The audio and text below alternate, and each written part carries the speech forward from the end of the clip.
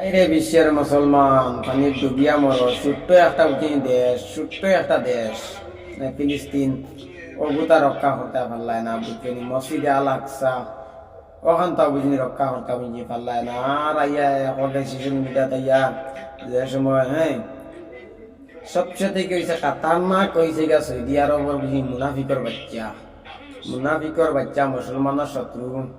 এ বললেন সুন্নি মুসলমান, সুন্নি বলেন মুসলমান, এক নম্বর বুঝিনি মুনাফিকের বাচ্চা হবু।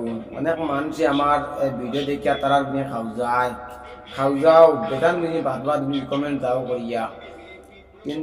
কিন্তু ফিলিস্তিনের কোনো মানুষের ভিডিওগুলা যদি সে দেখে, আর অশিক্ষিত মানুষের যদি সে দেখে, তার বাদে বুঝি খান দিব।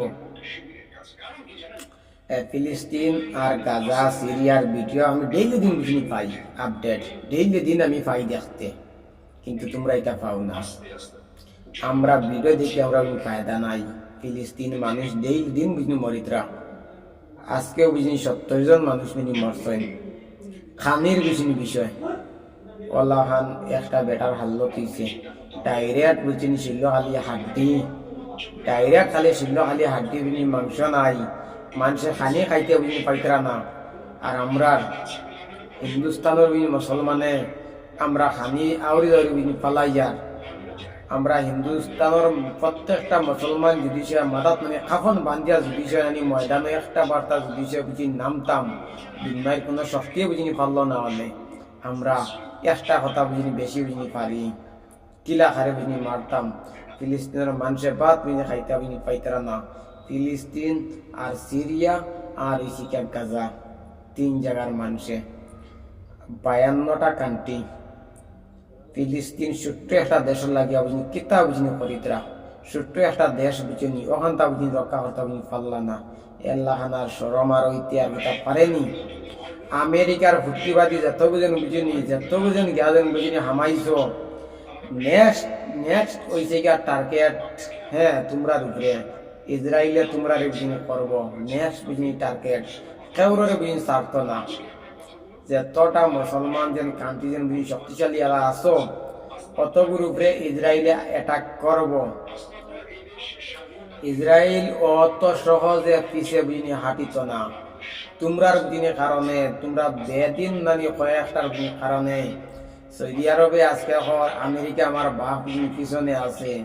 আমেরিকা কেউর দোষ নয়, আমেরিকা প্রত্যেকটা মুসলমানের মানে কান্ট্রির লাগি নানি দুশ্মন, মুনাফিকর আউলাদ এগুলো কোনো মানুষের আউলাদ না। এগুলো মানুষের জননিগুলো দিছে না।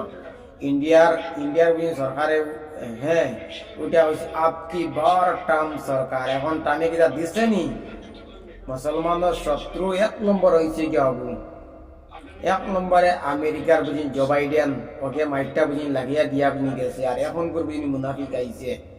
ইন্ডিয়ার ইতার এক সময় ভাব আসলা, এক সময় ইন্ডিয়ার বুঝি ভাব আসলো, কিন্তু কোনো বুঝি মুসলমানের বুঝি বাপ নাই। আমরার বাপ একজন হজরত আদম আলাইসাল্লাম। তোমরা হলে আমরা 100 বাপ নয়। ইসরায়েলে হিন্দুস্তানও এখন বুঝিনি আটাক বুঝিনি করছে অ্যাটাক, আমরা বুঝিনি বলেছি না। আমরা 140 কোটি বুঝিনি মানুষ, আমরা বুঝিনি বলেছি না।